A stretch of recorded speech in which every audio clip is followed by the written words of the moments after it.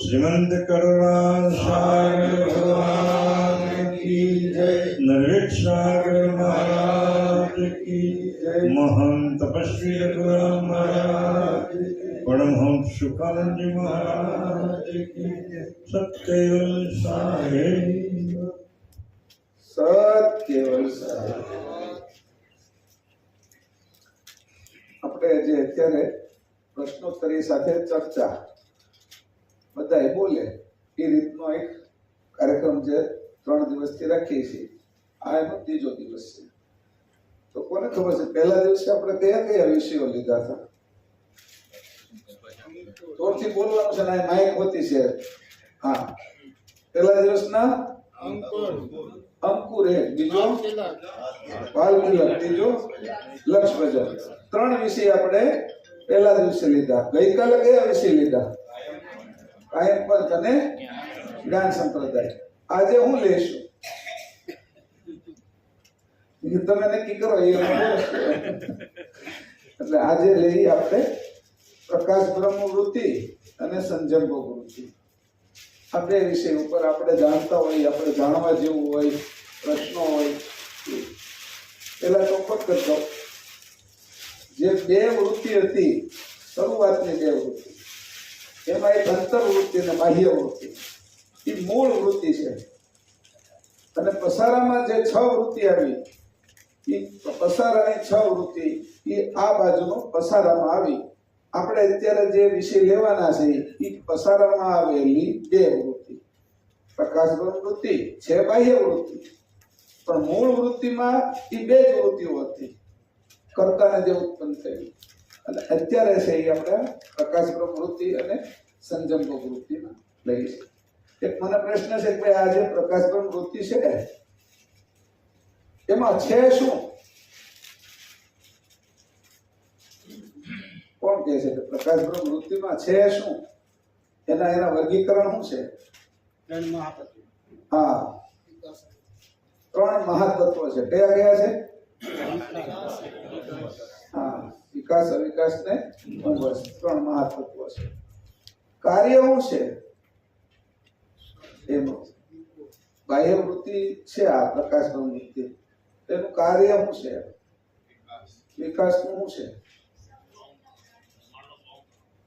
હા, વિકાસ બ્રહ્માંડનો સોહમ પ્રણવ છે અને અવિકાસ ઓહમ પ્રણવ એટલે કુંભસ્થ। હવે એ આપણા શરીરના પૂરક, રેચક અને કુંભક એના જેવો નથી, પણ આપણે સમજાવવું હોય તો એને આ રીતે ઘાટમાં કહી શકીએ ખરા, કારણ કે આ કર્તાનો છે ને। અને ઓલો અલ્પ છે. જે અલ્પ છે એની જાણ એ અલ્પ હોય ને, અને મહતની જાણ હોય એની મહત હોય. એટલે આના વિશે તમારે જે કઈ અમુક પ્રશ્ન હોય, કઈ કહેવા જેવું લાગતું હોય તો માઇક તૈયાર છે, બોલવાનું છે. પહેલા આપણે પ્રકાશ બ્રહ્મવૃત્તિ લઈએ. બહેનોમાં આ બાજુ કોઈને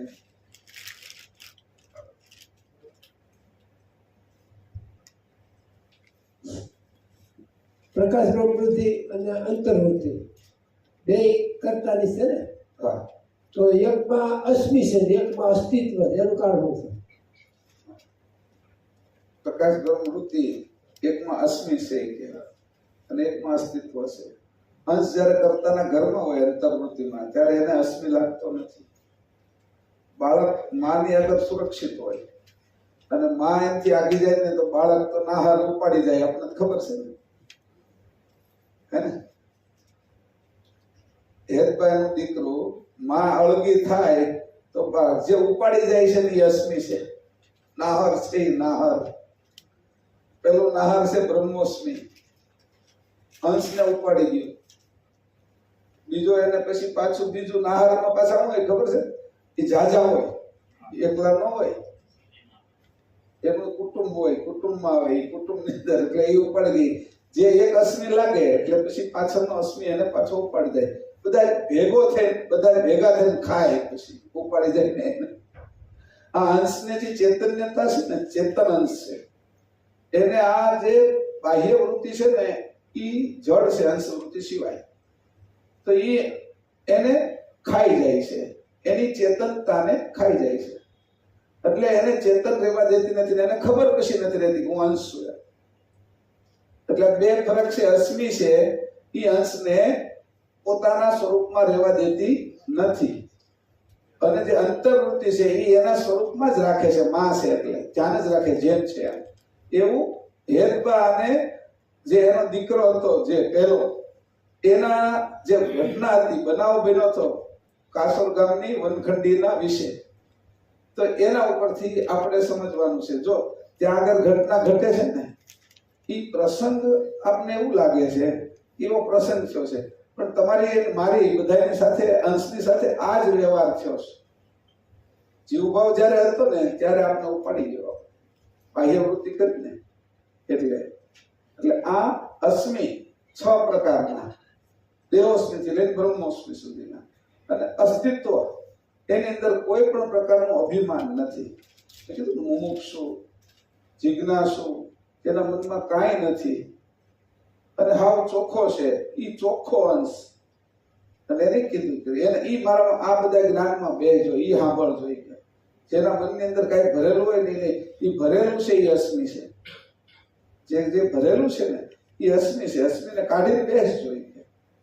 મને કઈ આવડે છે કે મારી અંદર કઈ છે કે એવું કાંઈ પણ નહીં રાખતા. હું કેવલ કરતાનો છું, ઈ પાછા અભિમાન રાખજો. એટલે મને કીધું આપણે પરમ પુરુષના છીએ, આપણે કેવલ કરતાના છીએ, એ ગર્વ રાખજો કે ઈ છે એ અસ્મિ નથી. એ તમારા સ્વરૂપનું અભિમાન છે. તમે રાજા એમ કે હું રાજા છું તો એ અભિમાન નથી એનું. પણ ભિખારી જ્યારે કહેવા મળે કે હું રાજા છું, બોલો એનો પરિચય આપે છે કે હું રાજા છું, હું ભારત દેશનો રાજા છું, હું ગુજરાતનો રાજા છું, હું થાઈલેન્ડનો રાજા છું, હું બ્રહ્મદેશનો રાજા છું. એ પરિચય આપે છે. એની વાત છે એ સમજવા માટે છે. તો એને અસ્મિ નો ગણવો. પોતાનો પરિચય આપતા કે તમે કોણ છો એમ પૂછ્યું તો કીધું હું વાસુદેવભાઈ છું. એ વાસુદેવભાઈ છે એ છે એની વાત કરી. હું અને છું એ બે અલગ અલગ છે. છું હું કરતા અને હું અભિમાનને ધારણ કરું છું ત્યારે. આ બે વસ્તુને જુદી પાડું છું. ફરીથી હું એ અસ્મિ વાળો અને છું કરતા એ અસ્તિત્વ. આ રીતે એના બે ભાગ કર્યા. બીજા કોઈ વિષય આપો. હા, બોલવાનું હતું તમને લાગે. પ્રકાશ બ્રહ્મવૃત્તિ અને સોહમ બ્રહ્મ વચ્ચે કોઈ તફાવત કરો? પ્રકાશ બ્રહ્મવૃત્તિ અને સોહમ બ્રહ્મ બે જુદા છે. એને વિગતે સમજાવવું હોય તો કેવી રીતના સમજાવી શકાય? તમારો એના વિશે અભિપ્રાય ખરો કઈ? તમે કઈ એના વિશે જાણો છો ખરા? કે પ્રકાશ બ્રહ્મ વૃત્તિ અને સોહમ બ્રહ્મ એના વિશે કઈ જાણો છો તમે? પ્રકાશ બ્રહ્મ વૃત્તિની અંદર ત્રણેય આવી ગયું ને, અવિકાસ, વિકાસ અને કુંભસ્થ. એટલે એમાં સોહમ બ્રહ્મ આવી ગયું, ઓહમ બ્રહ્મ આવી ગયું, એની અંદર ઓહમ આવી ગયું અને કુંભસ્થ આવી ગયું. જ્યારે સોહમ છે એ એક પોતાનો પરિચય, આ ત્રણેય સંભળેલું છે. પ્રકાશ બ્રહ્મ વૃત્તિમાં ત્રણેય ભેગું છે, આખું કુટુંબ ભેગું છે. પણ આ ખાલી મોટા છોકરાનું જ ઘર છે. સોહમ બ્રહ્મ છે એ મોટા છોકરાનું ઘર છે અને મોટા છોકરાની અંદર એ યુવરાજ છે પાછું, કે હવે એના બાપાની ગાદી કોને આપવાની છે? તે કે આ છોકરાને આપવાની છે. યુવરાજ છે આ છોકરો, કે હવે બધાને ગાદી નથી આપવાની, કેને આપવાની છે? વહીવટ બીજાને કરવાનો છે. ઓહમ હશે તો એ પછી સેનાપતિ બનશે, એ પ્રધાન બનશે, પણ ગાદી એકને સોંપવાની છે. સોહમ બ્રહ્મ છે એ પરમ ગુરુનું સ્વરૂપ કીધું છે, વ્યાપક સ્વરૂપ. અને એ વ્યાપક સ્વરૂપ છે એ આપને ઉગારનારું છે સ્વરૂપ તરીકે, અહીંથી છોડાવનારું છે, અશ્મિમાંથી છોડાવનારું છે. અને જે ત્રણેય ભેગા છે એ વહીવટ કરવા માટે છે. ત્રણેય જ્યારે ભેગા રાજ્ય ચલાવવું છે તો મોટો ભાઈ, નાનો ભાઈ અને વચલો ભાઈ બધા રાજ્ય ચલાવવામાં ભેગા છે. પણ નિર્ણય કોણ લે છે? સત્તા કોના હાથમાં છે? તે કે સોહમ બ્રહ્મના હાથમાં. અને એ કયું કોણ છે? તે કે પરમ ગુરુનું વ્યાપક સ્વરૂપ. જે સોહમ બ્રહ્મ છે એ પરમ ગુરુનું વ્યાપક સ્વરૂપ છે. અને એ કેમ સોહમ બ્રહ્મથી પિતાજીનો ખજાનો આપણા સુધી પહોંચ્યો છે. એટલે મૂળ વસ્તુ સોહમ બ્રહ્મથી પિતાજીનો ખજાનો. પિતાજીનો ખજાનો એટલે જે કાંઈ જાણ પિતાજીની, એટલે કેવલ કરતા એ જે હતી એનું માધ્યમ કોણ છે? તો કે સોહમ બ્રહ્મ, જે પરમ ગુરુનું વ્યાપક સ્વરૂપ કીધું છે. આ રીતે એનો તફાવત છે. આના સિવાય કોઈને કઈ કેવું હોય આ વિષયમાં તો પણ કે છે ને, સંતોને કઈ કેવું હોય તો આ વિષયની અંદર પ્રકાશ પાડવા જેવું લાગે તો બહેનોને કઈ કેવું હોય.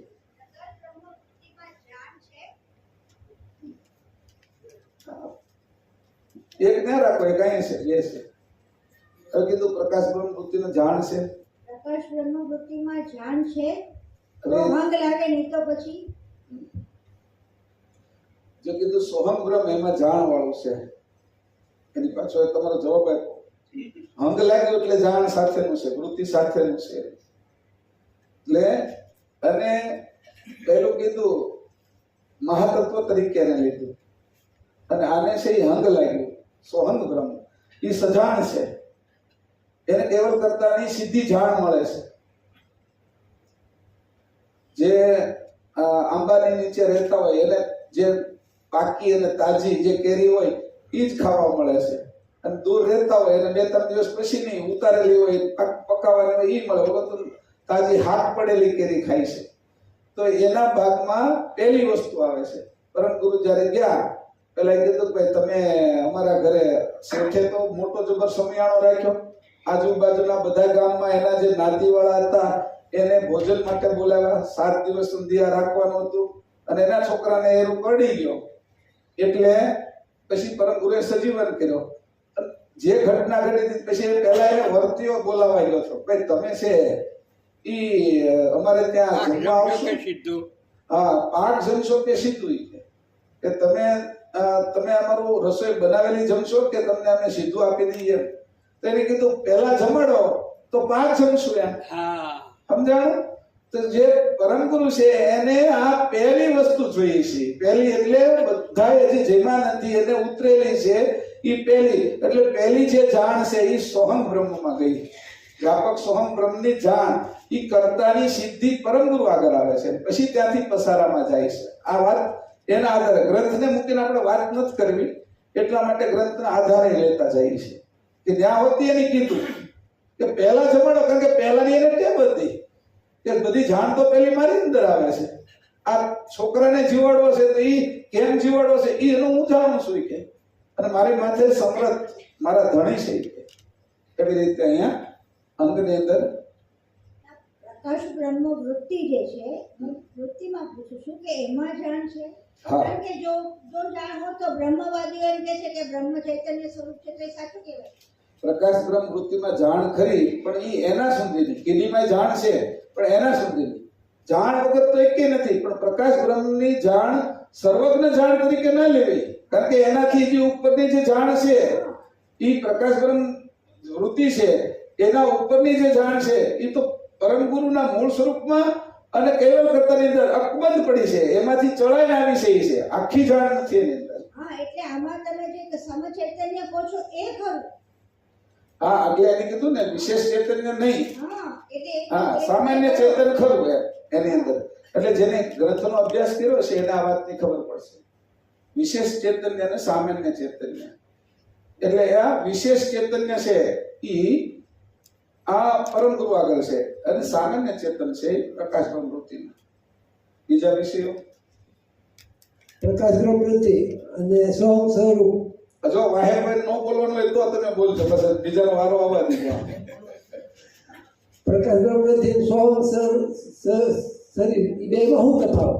એ તો હમણાં પૂછ્યું. સોહમ સ્વરૂપ એ વ્યાપક સ્વરૂપ પરમ ગુરુનું કીધું, અને પ્રકાશ બ્રહ્મ વૃત્તિ છે એ વહીવટ માટે ત્રણે એક થઈ છે. અને એની અંદર જે સોહમ સ્વરૂપ છે જે પરમ ગુરુનું વ્યાપક, એમાંથી જાણ ગઈ છે. પેલી જે ઉપજળ ઉપજી પછી આ પ્રકાશ બ્રહ્મ વૃત્તિ છે. એ તો જડ હતી, એને ચેતન કરી કોને કે ઉપજણે ચેતન કરી છે. જે ઉપજણ ઉપજી મારો પ્રકાશ જડ છે, ભલે મારી સાથે હાલતો હોય તોય, પણ એને કોઈ ઇન્જેક્શન મારે તો કઈ મને વાગે નહીં. પણ મને અહીંયા કોઈ કે ભાઈ તમને છે વેક્સિન મારવાની છે કોરોનાની, તો તરત હાથ ભોજી હોતી જાય છે. તો એ સાથે હાલે છતાંય એને કીધું એ જડ જ છે, આખો દી સાથે રહે આપણી. એમ કેવલ કરતાનો પ્રકાશ એનો પડછાયો ઈ પ્રકાશ બ્રહ્મ છે. પણ એને સજીવન કોણ કરે? જ્યારે સજીવન કરવાનો આવ્યો, એને જીવન આપવાનું આવ્યું એની અંદર, ત્યારે છે એની ઉપજણે એ કામ કર્યું. જે અંતર્વૃત્તિની ઉપજણે કામ કર્યું. એવું લાગે તમે બોલવાનું છે તમારે, જો કે હું નહીં તો. હા, પછી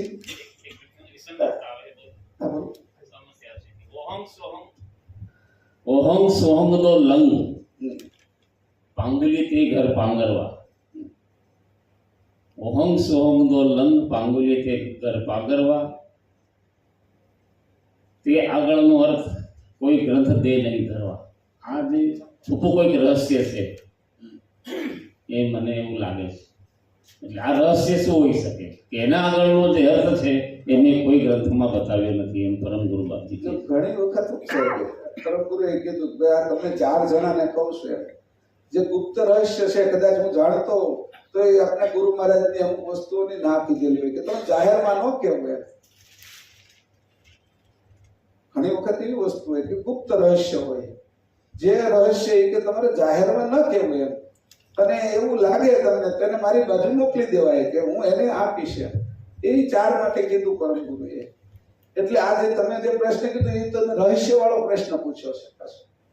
અને રહસ્યવાળો પ્રશ્ન એટલે કે આ બધાની વચ્ચે કહેવામાં વાંધો નથી, પણ એની એક મર્યાદા હોય કે અમુક વસ્તુ ન કહેવી એમ.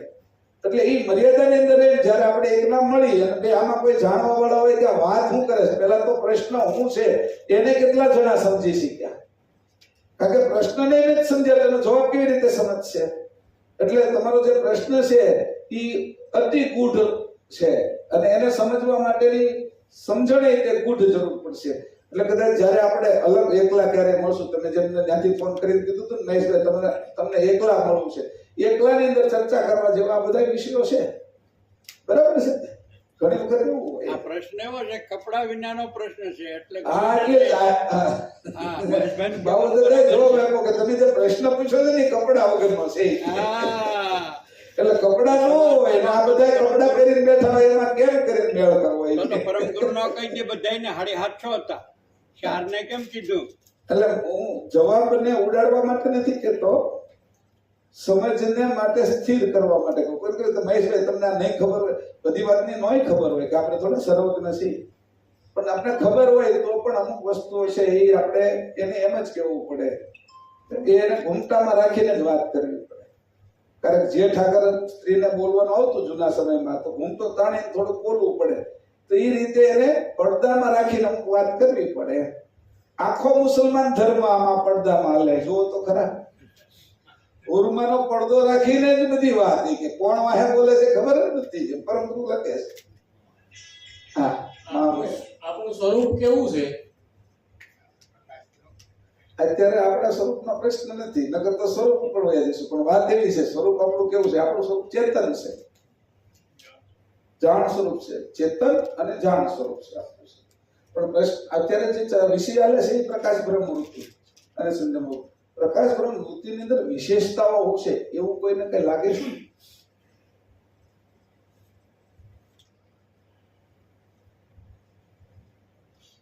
કોઈ કઈ કહી શકે કે ભાઈ મને આ થોડુંક આમાં આવી વિશેષતા દેખાય છે? રોજ સૂર્ય જોઈએ છીએ આપણે, વાત સમજી લીધો. ક્ષેત્ર છે. હા, હું કીધું પ્રકાશ બ્રહ્મ વૃત્તિ છે, ખેતર છે, ખેતર એક વિશેષતા છે, એની અંદર જ આ બધું પાક્યું છે. આપણે બધા એનો પાક છે, પાક. અનંત બ્રહ્માંડો પ્રકાશ બ્રહ્મ વૃત્તિનો પાક છે, પાકેલો. ઘઉં, અનાજ, આ જે કઈ છે એમાં આપણે બધા પાકેલા છે. પ્રકાશ બ્રહ્મ વૃત્તિ જો ન હોય તો જગતનું ઉત્પન્ન નહીં થાય. પેલું જગત જ ન હોય, ખેતર વગર કેમ ઉત્પન્ન થાય અનાજ? એટલે જ્યાં સુધી આ સોહમ બ્રહ્મ એટલે પોતાની જે ક્રાંતિ છે, પરમ ગુરુનો જે વ્યાપક પ્રકાશ છે, જે સોહમ જેને બ્રહ્મ કહેવામાં આવે છે. એટલે પ્રકાશ વૃત્તિ જો આ સોહમ બ્રહ્મ ન પડી હોય ને તો સોહમનો પ્રાદુર્ભાવ જ ન થાય પેલો તો. અને સોહમનો પ્રાદુર્ભાવ ન થાય તો જગતનું જીવન કોઈ ચાલે જ નહીં. એટલે સર્વપ્રથમ તો સોહમનો પ્રાદુર્ભાવ બાપજીએ કરેલો છે. સૃષ્ટિની રચના કરતા પહેલા જ્યારે કંઈ જ ન હતું ત્યારે સોહમનું જીવન બનાવ્યું પેલું. પછી ધાતુની રચના કરી, તત્વોનું બનાવ્યું, અવિકાસ તત્વને, વિકાસ તત્વને, કુંભસ્થ તત્વને, સંયોગ ભોગવણ. તો પાછળની પેઢી ઉત્પન્ન થયું. પ્રથમ તો એને જીવન બનાવ્યું અને એની આ બ્રહ્માંડની અંદર એને જીવન થસોટ જ ભરી દીધું. અને એ જીવનનું નામ જ પરમ ગુરુનું વ્યાપક જે સ્વરૂપ છે ને, જેને કરુણા સાગર કહેવામાં આવે છે. આપણે તો કરુણા સાગરને એટલા બધા નીચે ઉડાડી દીધા ને કે જેની કોઈ હદ નહીં પડે. તો કઈ હમ કઈવલ વેચતા કે આડું દુનિયા કહડ ભક્ત સાડું, અને એનાથી પણ નીચે ઉડાડી દીધા. હું ટાઈમ કહું છું એટલે એને વ્યાપક સ્વરૂપે કોઈ સમજી જ નહીં શકતું સાહેબ. મહામુનિઓ બપોરની સેમિસ્ટરમાં બાપજી કેટલા આપણે મહેશભાઈ કેટલું કીધું, વૈરાગ લાગી જાય એ વાત કરી કે ભાઈ તને આ કહું છું, તારા અંતર સ્વરૂપની મેં વાત કરું છું. આ તારા તું જે કરી રહેલો છે આપણે તટોની સાથે રમણ, એ બધું છોડીને તું તારા નિજ સ્વરૂપને તો જો. એટલે કૈવલ કરતાની અંતર્વૃત્તિના ભાવ સંયુક્ત પ્રકાશ બ્રહ્મવૃત્તિ જ્યારે એને ડિરેક્ટ કરી ત્યારે આ સોમરૂપી જે બ્રહ્મ હતું એમાં જે ભલઈ જે ઉત્પન્ન થયો છે, જેનું મોજું છે એને કહેવામાં આવે, એ આખા બ્રહ્માંડનું જીવન છે. એટલે વૃત્તિ જ્યાં સુધી પ્રકાશ વૃત્તિ જો ન હોત અને દ્રષ્ટિ ઓપન ન કરી હોત ને, આપણે કેમ દ્રષ્ટિ ઓપન કરી અને આપણું દેખાય, એટલે કરતા માલિકે તો દ્રષ્ટિ ઓપન ન કરી હતી બધું કશું હતું જ નહીં, જીવન જ નહોતું, અસ્તિત્વ જ નહીં. સમષ્ટિનો પ્રાણ કહી શકાય. હા, એટલા માટે કે એ સોહંગ અને કરતા વાલીની જે પ્રકાશ બ્રહ્મવૃત્તિ એમાં કોઈ ડિફરન્સ નથી. ફક્ત ખાલી દ્રષ્ટિ ફેંકી એટલે એમાં ઉડાઈ ગયો. આપણે પથ્થર નાખીએ પાણીની અંદર અને ભલે ઉત્પન્ન થાય, પણ પથ્થર ફેંકના તો જોઈએ ને ક્યાં, પથ્થર ફેંક્યા પછી ભલે ઉત્પન્ન થાય છે. એટલે ડિફરન્સ તો છે ખરો થોડો, પણ દ્રષ્ટાંત કાંઈ ઘટતું નથી. આ તો પેલું પાણીમાં પથ્થર નાખી દ્રષ્ટાંત ઘટતું નથી, પણ સમજણ માટે લેવું પડે. આ દ્રષ્ટાંત ત્યાં સુધી પહોંચે એવું નથી. એટલે કે પણ અમારે કરવું શું કે બીજા દ્રષ્ટાંત ચેતનના મળતા નથી તો આ આપવું પડે છે કે, એટલે એમાં કોઈ ફેર નથી. અને ઘણા આમ કે અહમની સોંગ શું પાંગડા છે, આ ભાઈનો જે પ્રશ્ન છે ને એ મૂળ આ છે એમનો કે પાંગડા નથી, આપણે પાંગડા બનાવી દીધેલા છે. પાંગડા ન હોત તો પરંપરામાં લઈ જ નહીં જાત પેલો તો મારે કેવું નહીં કે પણ ખોટું લખેલું છે, એટલે ક્યારેક ક્યારેક ખોટું લખાયેલું છે. હા, એના વિશે આપણે પછી વિચાર કરશું. એવું કીધું કે આમાં ઉદાહરણ આપે છે કે ભાઈ હું જે તમને દાખલો આપું છું એ દાખલો ને આમથી પહોંચે એમ નથી કે કીડીઓ વિચાર કરતી હતી બધી કે હાથીના વિશે વિચાર કરવો, પણ એ હાથીના વિશે વિચાર કરવામાં દાખલો કેનો આપે ખબર? મકોડાનો. કે એની મકોડાથી વધારે કઈ જોયું જ નથી, એની આગળ મકોડો અને કીડી બે જ આવેલા છે. ગોતતા હતા હાથી વિશેની વાત, હાથી વિશેની કરતા હતા. ઉદાહરણ એને આપવું પડે, કાળો છે એ કે હાથી કાળો છે, ઈ તો મકોડા વિશે ઈ બોલે એટલે મકોડાને સમજીને હાથીને કેમ સમજી શકાય છે એમ તો અહીંયા જે કઈ ઈ કે છે જીવનભાઈ કે ઉદાહરણ તમને આ આપવું પડે પણ પોગે એમ નથી. એટલે આપણી વાત હતી કે સોહમ જે પ્રકાશ બ્રહ્મ વૃત્તિ છે એ ક્ષેત્ર છે અને ક્ષેત્ર હોય પછી કોઈ આપણે વસ્તુ આપી કે તમારો આ પ્લોટ છે તો એમાં બાંધકામ આપણે કરી શકીએ. આ તમારું ખેતર છે તો એની અંદર આપણે ઉગાવી શકીએ. તો એક ક્ષેત્ર છે જેની અંદર આ બધું અનંત બ્રહ્માંડો ઉત્પન્ન થાય છે. એ ક્ષેત્ર છે. તો એ એની એક લાક્ષણિકતા છે. પછી કીધું ભાઈ હમણાં જે વાત કરી જીવનભાઈ કે એની દ્રષ્ટિ પડી તો દ્રષ્ટિ એની કેવી હશે કે આ બધું ઉત્પન્ન થઈ ગયું, આ લહેરી ઉત્પન્ન થઈ ચેતન સ્વરૂપની આ દ્રષ્ટિ કેવી હશે. આગળ આપણે સંજમ વૃત્તિના 3 ચક્ષસત્વ આવશે ને એમાં વર્ગ જ્ઞાન અને કાળ આવશે. હવે તમે વિચાર કરો દ્રષ્ટિની અંદર શું છે. વર્ગ જ્ઞાન દ્રષ્ટિ છે, સ્ત્રી પુરુષ નર નારીની દ્રષ્ટિ મળે છે ત્યાં એની અંદર ભાવો કેવા થઈ જાય છે. સ્ત્રી પુરુષની વાત નથી, કૂતરી અને કૂતરો જોવે છે તેની જ વિચાર કરો તમે. કબૂતર અને કબૂતરી જોવે છે એનો તો વિચાર કરો તમે કે દ્રષ્ટિની અંદરથી સૃષ્ટિ ઉત્પન્ન થાય છે. શરૂઆતની તો દ્રષ્ટિ થાય છે. આપણી દ્રષ્ટિ આ છે, આંખની દ્રષ્ટિ મળે છે. એને કીધું કે અડધો ભાગ ત્યાં આગળ અનંતનો મૂકેલો, અડધો ભાગ છે એ બે ભાગ પરસ્પર નિરંજન અને અવ્યાકૃતના મૂકેલા છે એટલે એના સજાતી ભાગ આકર્ષે છે. હવે આપણી દ્રષ્ટિની અંદરથી આપણું ઘર, આપણો કુટુંબ પરિવાર, ગાય ભેંસનો કુટુંબ પરિવાર, કબૂતરને ચકલીનો, મકોડાનો એની દ્રષ્ટિમાં હાલે છે તો કર્તાની દ્રષ્ટિ કેવી છે કે જેથી અનંત બ્રહ્માંડો ઉત્પન્ન થાય છે. આ વિશે કીધું દ્રષ્ટિ. અને એ દ્રષ્ટિ પડી છે એ પ્રકાર આ બાહ્ય જે વૃત્તિ છે પ્રકાશ બ્રહ્મ વૃત્તિ એના ઉપર પડી છે, એની લહેરી ઉઠી છે. આ દીકરી દીકરો બે યુવાન હતા, જોવાઈ ગયા, એકબીજાને જોયા, એકબીજાની દ્રષ્ટિ મળી ગઈ. હવે એવી કેટલી કથાઓ લખી છે શાસ્ત્રમાં, પણ આપણે ના પડી છે કે સંસારીના શાસ્ત્રો વાંચવા નહીં, નગર વૈરાગ અબડાય છે. મહેશભાઈ, આ ભાઈનો પ્રશ્ન પંચુકી ઇલમમાં ગયો. પરમ ગુરુએ કીધું છોકરું કે કહેમ કુબેર પંચુકી ઇલમ કહું ઇલમ કી મલદાન છઠ્ઠો આપન પોમય.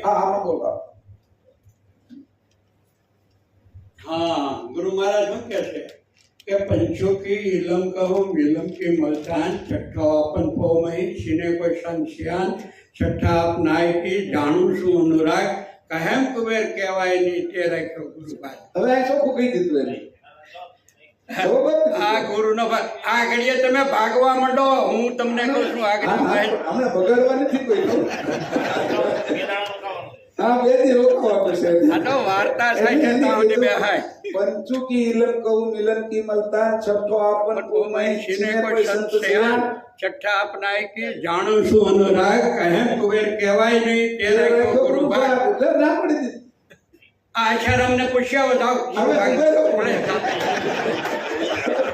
અમારે બહુ દાદા છે ને એ પાસે બધું કહી દે છે. એને પ્રશ્ન ન પૂછવા ન પૂછ્યો, પણ એને પૂછવો જ જોઈએ. આ પ્રશ્ન એને પૂછો ને એના કારણે આ બધાને એની પ્રશ્ન પૂછીને આ બધાને જાણ મળે, આ બધાને સમજવા મળે. આ પૂછવાનું જ છે એટલે જ આપણે આ ચર્ચાનો કાર્યક્રમ રાખ્યો. પ્રશ્ન જે આવે એ પ્રશ્ન પૂછવાનો. હા, નકર પ્રશ્ન પધારી ન હાલે. ગુરુ મહારાજે કીધું સંપ્રદાયના ઘણા બધા એવા આવે છે અને સારસા પક્ષ તરફથી એવું એનું અર્થઘટન કરવામાં આવેલું છે કે ઓહોંગ અને સોંગ બે પાંગડા છે. અંદર લખ્યું છે પાંગડા, દો રંગ પાંગુ રંગ એવું લખ્યું છે, પણ એનું અર્થઘટન છે પાંગડા છે એવું લખ્યું છે. અને ઓહમ છે પાંગડા ના હતા કઈ વખત લઈ જાય કેવી રીતે, પહોંચાડે કેવી રીતે, એ પાછળનો ભાગ ગુપ્ત ભાગ રાખેલો છે કે કહેવાય તેવો નથી. આવું અર્થઘટન ન થાય મારું એમ કેવું. પણ એટલે રાખ્યો ને એને કીધું કે તે રાખ્યો ગુરુ ભાગી ગયા કેવાય નહીં એટલે વાતને તરત વાળી લીધી. વાળી લીધી તરત વાત. એટલે ઘણા બધા અર્થઘટનો મારે તો કેવું ન જોઈએ. સુખાનંદ બાપજીની જે ટીકા જે કરેલી છે એને જે કરી છે એના અંતરના સમજણથી કરેલી છે, અંતર ભાવથી સમજણ કરેલી છે. અને આ અત્યારે બધી જે ટીકાઓ અંતરના ભાવ વગર કહી રહી. આપણે ટીકાની પણ ટીકા નથી કરવી. ઈ જે ટીકા કરી છે એની આપણે ટીકા નથી કરવી. આપણે તો પરમ ગુરુના તમે હવારમાં શું કહેતા હતા મહેશભાઈ, તમે આજે અગાડ ગતિની 3 ચોપાઈ વાંચી ને એમાં ઘડી એમ થઈ ગયું કે વેરાગ આવી ગયો કે બધું મૂકીને અત્યારે નીકળી જઈ એમ આ અંશની સ્થિતિ મને આવે ને એમ કે છે મને કે એ કેવી રીતે તમે એટલે આ વિષય એવો એ મેસેજ જે જવો જોઈએ જણા તરફથી એ મેસેજ શુદ્ધ જવો અહીંથી જાય જોઈએ. ને, અહીંથી જવા તો દેવું અહીંયા જે મેસેજ જાય છે મેં તો બપોરના લગભગ 1.5 કલાક લીધી આજુબાજુમાં સાંભળ્યું તો મને એમ લાગે અત્યારે કપડા કલર અને આ અહીંથી વેરાગ આવી વૈરાગ આવી જાય એવું બધું. એટલે કપડા એટલે આ નહીં હો હા. આ શરીર રૂપી હાથે શરીરના કપડા કરી નાખવું અને અંશે થઈ જાવ એ કટોરી જે કપડા પહેરેલા છે આ લોકો છે. આ જીગર તમને બધાને બહુ સમજણ આપે. અંશે થઈ જાવ અત્યારે જ કે આ કટોરી જે કપડા અંશે જે પહેરેલા છે એ ઉકાળીને પરમપદમાં પહોંચી જવું એ વાત એવી વાત નથી. એટલે પેલા બધા એવું સમજે કે કપડા કાઢીને સંન્યાસ લઈ લે હવે તે હાલી કે ને અમારે 2 જણાને ચડાવવા પડે છે આ જીવનભાઈનો યજ્ઞ છે હો, આ જીવનભાઈનો યજ્ઞ છે. હા એ શિબિર જે રાખવાનો જે મારો જે આશય જે હતો અમારા રાષ્ટ્રમંડળ તરફથી કે ભાઈ જે સાચો મેસેજ હવે આપણે હરિભક્તોમાં જવો છે પછી બહારમાં જાય તો વાંધો નહીં. હરિભક્તની અંદર અત્યારે એવી બધી ગૂંઠીઓ પડેલી છે ઘર ગૂંઠીઓ કે જ્યાંથી જે ઉત્પન્ન થયું છે ત્યાંથી જ આ ગૂંઠીઓ બધી આપણને ઘુસાડવામાં આવેલી છે. એટલે એક ગૂંઠીઓ હવે નિર્મૂળ કરવા માટે આપણે એક પ્રયત્ન કરવો છે અને એના માટે 7 દિવસનું શિબિર રાખવું છે કે જે આપણા હરિભક્તો જે છે એને સાચો મેસેજ જાય અને એ જગતના લોકોને ચેતવે કે ભાઈ ખરેખર આ મુદ્દો છે અમારો તો આ સંપ્રદાય છે. હું તો ઘણી વાર એવું લાગે છે કે કાયમ પણ જ્ઞાન સંપ્રદાયને જે લખ્યું છે તો ખાલી વિચાર કરે ને કે સજ્જન માનો છો કોઈ બુદ્ધિશાળી માનો એમ વિચાર કે આ કાયમ પણ છે કે જ્ઞાન સંપ્રદાય ખાલી 2 શબ્દ વાંચીને આવે ને તો એને થઈ જાય કે ના સંપ્રદાયમાં બીજું કે છે જેવું જ નથી મળે. આ મેસેજ એવો આપે છે કાયમ પણ જ્ઞાન સંપ્રદાયનો શબ્દ જે છે એ મેસેજ એવો હશે બુદ્ધિશાળી વ્યક્તિ જો હોય તો તરત જ ચોંટી જાય ને નહીં ઓહો કાયમ પણ કેવું હશે જ્ઞાન સંપ્રદાય કેવો હશે. અત્યાર સુધી મેં જે સંપ્રદાય પાડું છું એ તો નામરૂપ ને નિર્ગુણ નામરૂપ વાળા બધા છે આમાં કોઈ નામ લખ્યું જ નથી અને નામરૂપ જે છે જે સંપ્રદાય એમાં જ્ઞાન કેટલું પડેલું હોય એવું બુદ્ધિશાળી માણસો સમજીને જો વિચાર કરે તો તરત જ એ સંપ્રદાયને અનુકરણ કરી લે છે. હા પછી અહીં આવ્યા પછી પાછો પાછો ધર્મ જાય નહીં. એકવાર આવી ગયો પછી જ્યારે એને સમજણ પડી અંતર્વૃત્તિની અંદર એની અંદર બીજ રોપાઈ ગયું પછી ઉગીને જ રહેશે. મારો અનુભવ કહું છું. પરમ ગુરુનું તમે એની બુદ્ધિ તો જુઓ તમે આપણે તેને તો કલ્પના નહીં કરી શકીએ. આપણે બુદ્ધિનો છાંટો બી હજુ આપણામાં આવ્યો નથી. એની કરુણાનો છાંટો હજુ સુધી આપણામાં નથી આવ્યો. એ કરુણાનો સાગર છે ને છાંટો એક ચીડિયા ચંચ બળી રહે સાગર સંતમ જો ચીડિયા ખાલી એક ચકલી એક ટીપું લે તો નાનકલ બાપજીનું દ્રષ્ટાંત કે હે દયાળુ તમારો અઘાડ ગ્રંથ મને એક જ ટીપું મેં ગ્રહણ કર્યું તેનાથી મેં સંતોષ પામી ગયો. મારે બીજું કંઈ કહેવાનું રહેતું જ નથી. મારે બીજું કંઈ જાણવાનું નથી રહેતું. કારણ તારો ઘર બોડેવો છે એક ટીપું જો મારામાં પડી જાય અંતસ્કરણમાં તો મારું સણંદાણા હાટે એકરૂપ થઈ જાય તેવું છે. એવું જો કરુણાનો એક જ છાંટો આપણમાં પડી જાય તો આપણે એના સ્વરૂપ થઈ જશે. બાપજીની જે જાણ જે સ્વરૂપ છે જાણ એ શુદ્ધ જાણ છે. બાપજી કરુણાસાગર ભગવાનની જે મહંત સજાણ જાણ સ્વરૂપ છે એનું સુખાનંદ ભરતની અને મોહનદાસ બાપજીની જ્યારે ચર્ચા ચાલતી તો મોહનદાસ બાપજી એને પ્રશ્ન પૂછ્યો ભાઈ કૈવલ્યનું સ્વરૂપ કેવું? એની પ્રશ્નોત્તરી એજન્ટ વચન વિધિ તમે કદાચ જોઈ હોય એમાં એ પ્રશ્નોત્તરી આવે છે મોહનદાસ ગણેશશ્રીને અને સુખાનંદ મહારાજ. તો કૈવલ્યનું સ્વરૂપ કેવું એમ? તો સુખાનંદ બાપજીને જવાબ આવે છે કૈવલ્યનું સ્વરૂપ મહદ સજાણ જાણ સ્વરૂપ છે. કૈવલ અકડ અડુપ અદ્રષ્ટ કાર્ય દ્વારા વેદતા છે. એ કાર્ય કરો છે ઉપજણ થકી કાર્ય જગતનું સર્જન જે કરવાનું કાર્ય કૈવલ વેદતા કરે છે.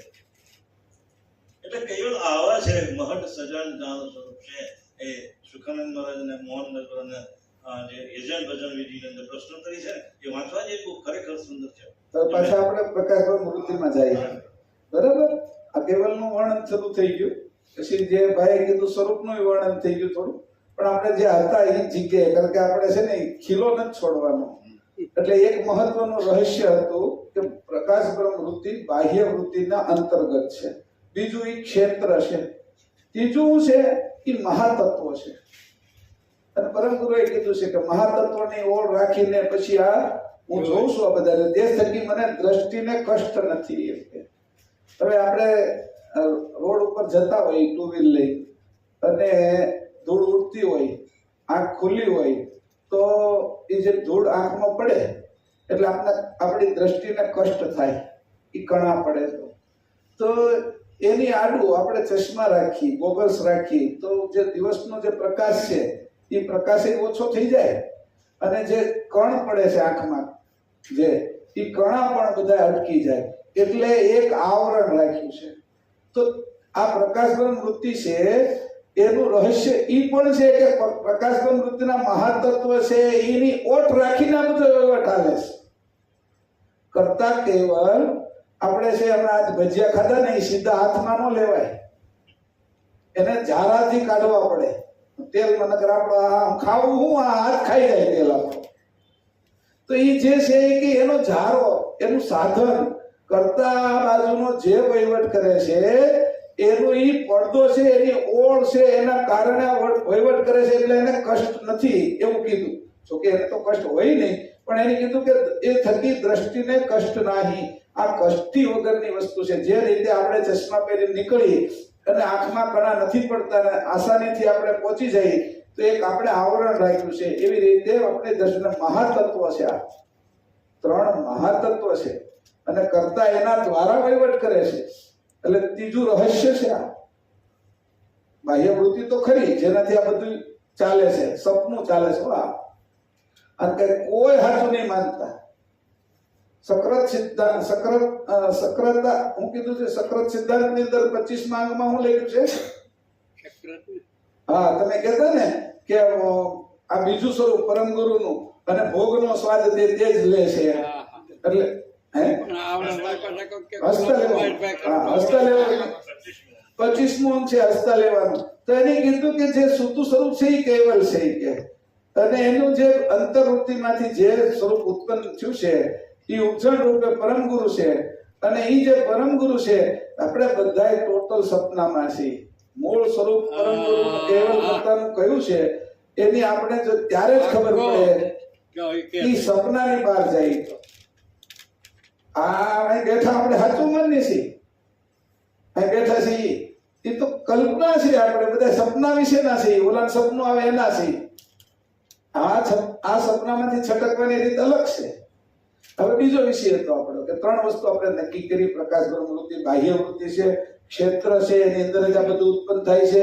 ત્રીજું છે એ મહાતત્વની ઓટ છે, એના કારણે કેવલ કરતાને કોઈ શ્રમ પડતો નથી. 3 રહસ્ય વાળી પ્રકાશબ્રહ્મ વૃત્તિની વાત કરી આપણે. જોજો બીજી આડી ઘણી વાતો આવી, પણ આ યાદ રાખવા જેવું આ છે. હવે આપણે લઈ સંજમ મારો પ્રશ્નનો જવાબ હજી નથી આવ્યો. એ બધા પ્રશ્ન જવાબ આપવા એવું જ નહીં, એટલે પછી બીજાનો વારો આવવો જોઈએ ને. પણ જે કહું કે કારણ કે બ્રહ્મવાદીઓ પ્રશ્ન કરે છે, પણ બ્રહ્મવાદીને કરવા દે ને તું. અત્યારે તો અહીંયા અમારો નકર સમય નથી એમ મારો કહેવાનો છે. પછીનો બધાની વિશે વાત તો બ્રહ્મવાદી પ્રશ્ન કરે, અહીંયા બધા કોઈ આટલા લોકોને આગળ બ્રહ્મવાદી પોગી એકવાર નથી. આ એમથી આગળ વયા જવાના છે જોતા જોતા જ. એ બધા એટલે મારો કહેવાનો પ્રશ્ન ટાળતો નથી, પણ આપણો સમય નથી રહ્યો. હવે આપણે 4 વાગે પૂરો કરો ને. સંજમ વૃત્તિના 3 ચક્ષસત્વ એનો વિચાર કરી લઈએ, પછી આપણે આ પ્રશ્નનો વિચાર કરશું આગળ. તો સંજમ વૃત્તિની અંદર 3 ચક્ષસત્વ છે. એનો સંજમ વૃત્તિનો અર્થ થાય એ તો કયો કોઈ 2 વસ્તુનો સંયમ કરવો, ભેગી કરવી અને એની અંદર જોડવી અને યોગ્ય રીતે જોડવી. એ જે છે એ સંજમ ભોગ વૃત્તિ. એને પાછો ભોગ પણ લાગ્યો છે, વૃત્તિ છે. એકનો બીજો ભોગ કરે છે. હું ગોટલું વાવું છું તો ભૂમિ ગોટલું એ બે એક પ્રકારે બંને વચ્ચે સંજમ થાય છે, એનો ભોગ થાય છે. હવે ગોટલું પૃથ્વીનો ભોગ કરે છે, પાણીનો એનો, અને પૃથ્વી છે એ આની અંદર રહેલા અંકુરની જાણનો ભોગ કરે છે. એટલે બંને ભેગા થઈ એક જે વૃક્ષ ઉગે છે એનું નામ આંબો થાય છે, એ તૈયાર થાય છે. તો સંજમ વૃત્તિનો એવો છે કે 2 વસ્તુને ભેગી કરી અને એક ત્રીજુંનું નિર્માણ કરવું, એ સંજમ વૃત્તિનો આશય છે. હવે એનું સંજમ વૃત્તિ અને એના 3 ચક્ષસત્વ કીધું. ચક્ષ એટલે શું? ચક્ષુ આંખ, ચક્ષ સત્વ એટલે આંખનું સત્વ. આંખનું સત્વ કે દ્રષ્ટિની અંદર જે સત્વ ભરેલું છે ને એ દ્રષ્ટિમાં સત્વ ન હોય ને તો એકબીજા સાથે પ્રીતિ જ ન થાય ક્યારે, એકબીજાની સાથે ક્રોધ પણ ન થાય. પ્રીતિનું બીજું રૂપ છે એ ક્રોધ છે. આંખમાં જ ક્રોધ ભરેલો હોય, આંખની અંદર જ પ્રીતિ અમી ભરેલી હોય. એટલે આંખ, ચક્ષુ એટલે આંખ, અને સત્વ એટલે એનું વિત સત્વ એટલે કીધું સંજંગો કૃતિ અને ચક્ષ સત્વ. હવે ચક્ષ સત્વ કયા કયા એ કયો? અનંગ વર્ગ એનું કયું આવે? વર્ગ જ્ઞાન, અનંગ અને કાળ. વર્ગ જ્ઞાન ચક્ષ સત્વ, અનંત ચક્ષ સત્વ અને કાળ. તો અનંગ જ્ઞાન કેમ ન કીધું અને કાળ જ્ઞાન કેમ ન કીધું? વર્ગ જ્ઞાન ચક્ષ સત્વ કેમ કીધું? અનંતની માં જ્ઞાન કેમ ન લગાડ્યું? આ થોડા ઊંડા થતા જાય છે. એટલે પછી કાળની માં કાળ જ્ઞાન ચક્ષ સત્વ કેમ ન કીધું? વર્ગ જ્ઞાનની અંદર વર્ગીકરણ કરવાનું જ્ઞાન છે. સમજો? એ શરૂઆતનું છે કે ઈ શું કરે છે? વર્ગીકરણ કરવાનું. કે આ શું છે? ફોન. આ શું છે? ચશ્મા. આ શું છે? ડસ્ટર અને પેન. એવી રીતે લીધું કે આ શું છે? પેન.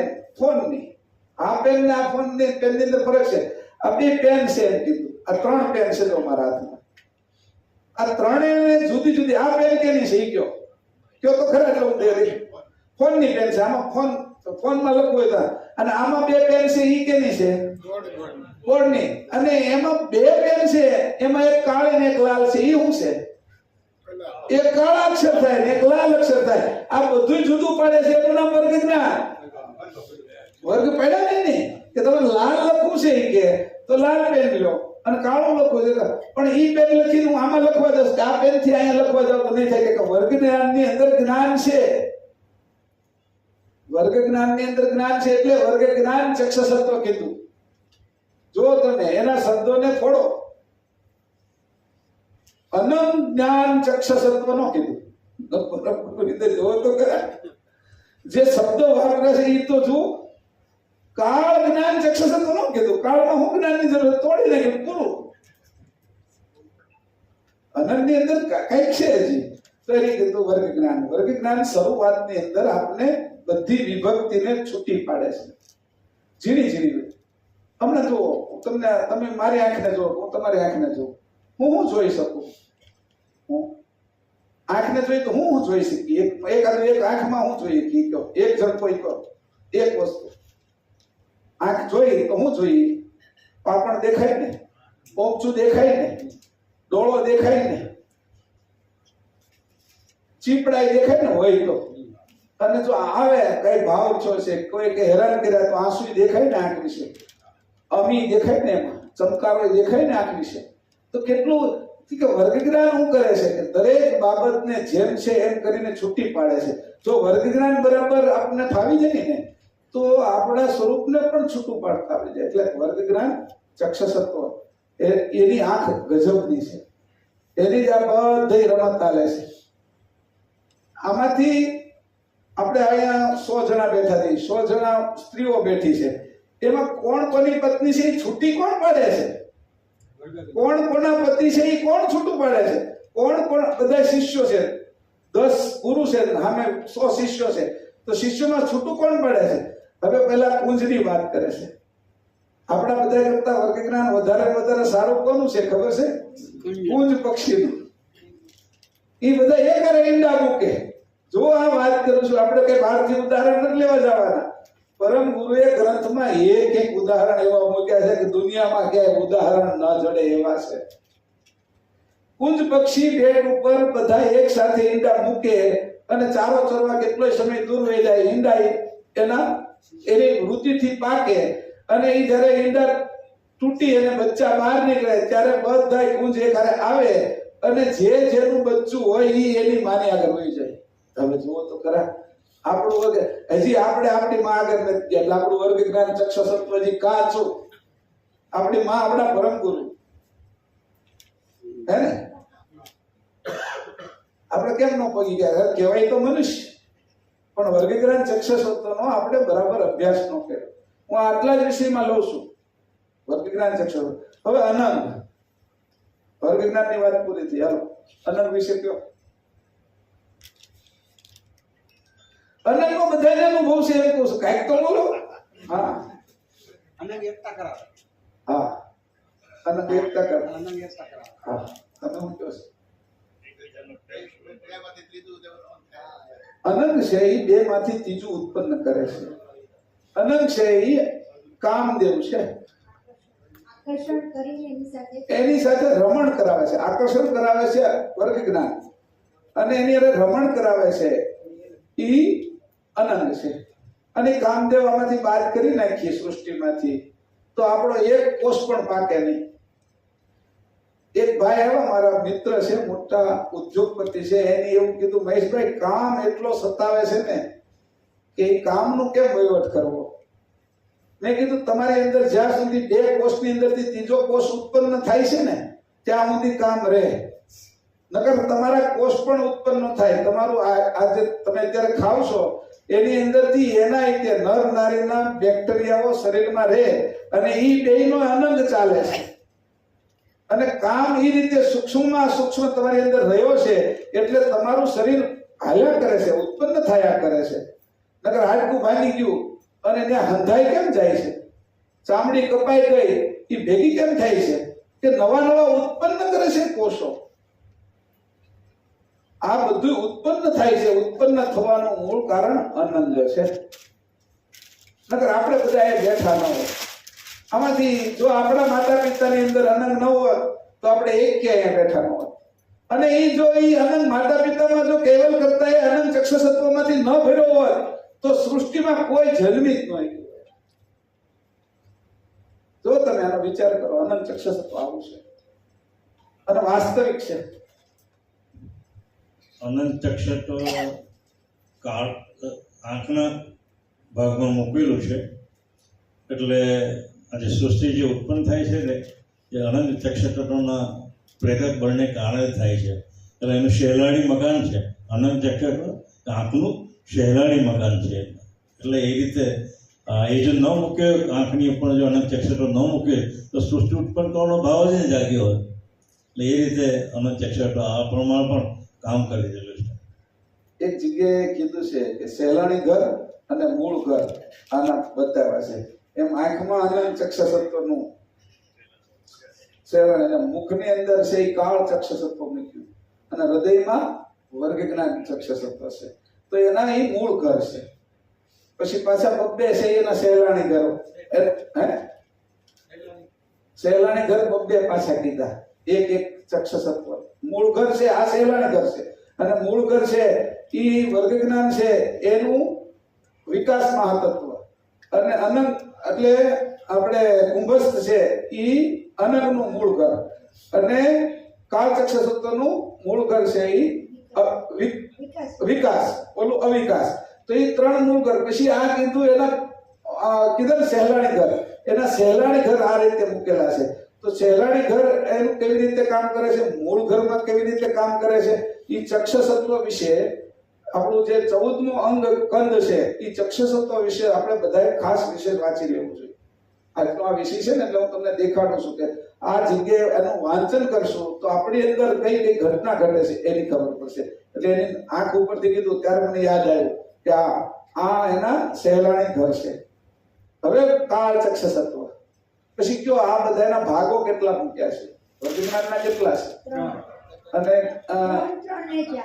અનંતના 3 અને કાળના 4. એક ભાગ વધારે છે એનાથી ઊંચું કાળમાં. એનો વિચાર કરીએ. બધાનો ગમે એટલું શરીર ગમે એવડું હોય એનો એક ભાગ વિરાટને હોતી એક ભાગ વધારે મૂકેલો છે. નિરંજનને એક ભાગ વધારે મૂકેલો એટલે એનું આયુષ્ય છેલ્લે તો એને મૃત્યુ થાય જ. કીડીથી માંડી એને નિરંજનનો કાળ મૂકેલો છે. એના 4 ભાગ છે.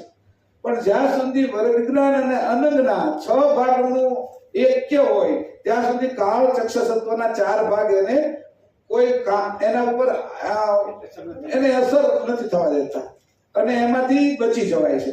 પણ જેવો વર્ગજ્ઞાન અને અનંગના ચક્ષસત્વના જે ભાગ છે એ ઓછા થતા ગયા એટલે કાળ ચક્ષસત્વ વધી ગયું અને કાળ ચક્ષસત્વ વધી ગયું એટલે છેલ્લે આખો પ્રાણ છે એ આપણો ઉલેચીને નાભીમાંથી બહાર કાઢી નાખે, દરેકનો કાળ કરી નાખે છે. આ કાળ ચક્ષ સત્વ છે.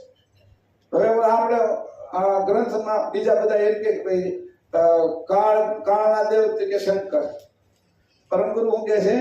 કાળ ચક્ષ સત્વ છે કે તત્વ કે છે. આ આપણી અંદર અને બીજા સંપ્રદાયનો ફરક શું છે કે જો એ તત્વ છે એની કોઈ અંશે ધારણ કર્યું એટલે શંકર થઈ ગયા, અને કાળ બધાને શંકર કરે છે એવું નથી. કે કરતા એ કાળ ચક્ષસત્વના 4 ભાગ પહેલેથી મૂક્યા, શંકરમાં એમ કે એને કરવું પડે છે. આદ્ય શક્તિના એક દિવસની અંદર 1000 શંકર મરે. એને કીધું આદ્ય શક્તિ કે 1000 શંકર મરે ને એટલા સમય તો એને શણગાર સજતા થાય. બોલો એનો શણગાર કેટલો? 1000. મારે એનું વર્ણન નથી કરવું, આંકડા બોલીશ તો તમે થાકી જાવ એટલે હું થાકી જઈશ પાછો, એટલે આંકડા નથી બોલતો. એટલે એને કીધું કે કાળ ચક્ષસત્વ એવું છે કે બધામાં મૂકેલું છે, અને એ આખરે એના 4 ભાગ હોવાના કારણે કોઈને પણ પૃથ્વી ઉપર રહેવાનો પરવાનો આખરી ઊંધી નથી. એ રામ આવે, બુદ્ધ આવે, મહાવીર આવે, કોઈ પણ મહાપુરુષ આવે, કોઈ પણ દેવ આવે, કોઈ પણ અવતારો આવે, અને કોઈ પણ ગુણ આવે, મહાદેવો આવે, એ બધાનો કાળ થઈ જાય છે. પછી પાછા એમ કીધું હમ કાળન કે કાળ હે. આ જે ચક્ષસત્વ કાળ ચક્ષસત્વ એનું માથે હું છું. હવે હું કોણ કયા કાળની પૂજા કરું? પછી કોના આશ્રય જાઉં? હમ કાળન કે કાળ હે, હું કાળનો કાળ છું. પછી કે તમે કહો છો ને અમે કેમ માનીએ? આપણે પાસે એમ હોતી કરી તર્ક તો કરતા બધાને આવડતી, પણ કીધું કે આ બધી વાતો સમજતા છેલ્લે બનાવનાર સકર્તા કૈવલ પોતે છે, અને એનો જ્ઞાનથી ન્યાયપૂર્વક 18 ગ્રંથોનો સાર એવો છે કે નિચોડ કરતા કેવલ કરતા એક જ ઉગરે છે, અને બાકીનું ઉગરે છે એ ખગાકાર શૂન્ય. શૂન્ય હંમેશા જડ છે, અને કેવલ કરતા રોમે રોમ ચેતન છે, અને આપણો લક્ષ ચેતન છે, અને આપણે એના છે અંશ. આટલું આ પ્રકાશબ્રહ્મ વૃત્તિ અને વર્ગ જ્ઞાન, આ પ્રકાશબ્રહ્મ વૃત્તિ અને સંજ્ઞકો વૃત્તિની આ 6 રકમોથી આપણે એટલું શીખ્યા કે આપણો લક્ષ્ય, આપણે આ જે કેવળ જ્ઞાન યજ્ઞ શિબિર જે રાખ્યો છે એમાં આધાર આપણે મુખ્ય એ જ રાખ્યો છે કે લક્ષ્ય જ્ઞાન આપણું પાકું થઈ જાય, લક્ષ્ય ભૂલાય નહીં. એટલે દરેકની અંદર જે પ્રશ્નોત્તરી આવશે કે જે કઈ આવશે, હું છેલ્લે તમને લક્ષ્ય ઉપર જ લઈ જઈશ, અણી ઉપર જ લઈ જાય છે. આખા બાલ તિલકની જે અણી છે એ જ લક્ષ્યને વિંધશે, અને મૂળ આપણો ઉદ્દેશ્ય છે લક્ષ્ય વજન. આ શિબિરનો જ ઉદ્દેશ્ય છે કે અહીંથી તમે જાઓ ને એટલે લક્ષ્ય હવે ન ચૂકાય. બરાબર? 4 વાગવા આવ્યા છે, 5 મિનિટની વાર છે. એક વાત કહું, પરમ ગુરુએ કેટલી મોટી કૃપા કરી છે આ 3 ચક્ષસત્વો કરીને, કે દરેકે દરેક ક્રિયા જે પણ તમે આરંભ એનો અંત થાય, એટલે કોઈમાં તમારો મોહ ના રહે. તો સમજી જઈએ કે આ 5 ચક્ષસત્વો લાગવાના જ છે, તો પછી એના માટે શું કામ માટે ગમતું થાય? એટલે એ કીધું પછી આપણે બહુ ભેગું કરવાનું ન રહેવું, અને બધા 3-4 ભાઈઓ હોય છૂટા પડતા હોય તો એને લઈ જવા દેવું, બાંધવું નહીં કે એને કઈ લઈ જવાનું નથી, મારે લઈ જવાનું નથી. એટલે ઘરમાં જે કંકાસો થતા હોય ને ઓછા થઈ જાય. વિવેક રાખવાનો પાછો, નકર એવું થાય કે ભાઈ ઓલા સ્વામી વિવેકાનંદની જેમ જેટલું ખિસ્સામાં હોય એટલે હાજે તેને વહી આવે, એના માટે કઈ વધે નહીં. એટલે વિવેક રાખવાનો છે. પણ એને કીધું કે આ કાળ ચક્ષસત્વ એવું છે કે આપણે આ શરીર નથી રહેવા દેવાનું, પછી બીજે મોહ ક્યાં રાખવો? એટલે મોહનો નષ્ટ કરે છે કાળ ચક્ષસત્વ. કાળ ચક્ષસત્વ ટોટલ મોહને નષ્ટ કરે છે. કેટલું આપણી ઉપર ઉપકાર કરે છે, જેમાં મોહિત થઈ જાય અને મોહના કારણે જે દુઃખ ઉત્પન્ન થવાનું છે એ પછી દીકરામાં હોય, માતા પિતામાં હોય, ભાઈ બહેનમાં હોય, સત્તામાં હોય, સંપત્તિમાં હોય, પ્રતિષ્ઠામાં હોય, હોદ્દામાં હોય, જ્યાં કાંઈ હોય આપણો મોહ ઉત્પન્ન થાય છે ને એને મોહને તોડી નાખવાનું કાળ ચક્ષસત્વ કરે છે. હવે કાળ ચક્ષસત્વને પગે લાગવું તો પડે કે તું મારું આ સારું કામ કરે છે, છૂટો પાડે છે. જીવનભાઈ કહે છે કે કાળને દારૂ પીવડાવે છે, મહાકાળની અંદર જઈને કે બોટલ મૂકે છે માન્યતા વાળા એટલે આ કાળ ચક્ષસત્વ એક વસ્તુ એની કેટલી સરસ રીતે ગોઠવી છે તત્વની કે આપણે ખાલી બે વૃત્તિનો અનુભવ કરીએ અને એની અંદર આટલું મૂકેલું છે એનાથી આપણને ખબર પડે કે કર્તાએ એક વસ્તુની અંદર કેટલી સમજથી બનાવી છે હું આપણી બુદ્ધિ કામ કરે એક બુદ્ધિનો આનંદ બ્રહ્માંડ પસારો છે કીધું નવ બુદ્ધિના વેતા છે અને એક બુદ્ધિનો આનંદ બ્રહ્માંડ પસારો કરે ને હું તમે બધા ભેગા થઈને અને આપણી બધાની ભેગી બુદ્ધિ થાય ને તો એને ક્યાં સુધી પોગે એટલે એને કીધું કે એમ નહીં એની સર્વજ્ઞની તો આપણે એના ચરણમાં જ જવું જોઈએ અને એની સાથે એક રૂપતા થાય તો એ આપણે બચાવી લે અભિમાન અહીંયા કોઈનું હાલે નહીં અસ્મિ કોઈનો નથી આવ્યો અસ્મિ વાળા બધા ધૂળ થઈ ગયા છે ક્યારેક અમે ધૂળમાં બેસીને પાછું કરતા એવી વસ્તુ રાખી નથી કે કોઈ ક્રિયા અક્રિયા રહે કે દરેક ક્રિયા પાછળ દરેક પ્રાણની અંદર એને આ ચક્ષસત્વ મૂકી દીધા અવિકાસ વિકાસ કુંભસમાં જ ચક્ષસત્વ મૂક્યા છે કે કોઈ ક્રિયા વગરનો તો રહી શકે જ એટલે કર્યા કરે જ છે હું તો હોય ને અહીં એમ લાગે શરીરમાં હું તો સપનામાં જ કઈક કરતો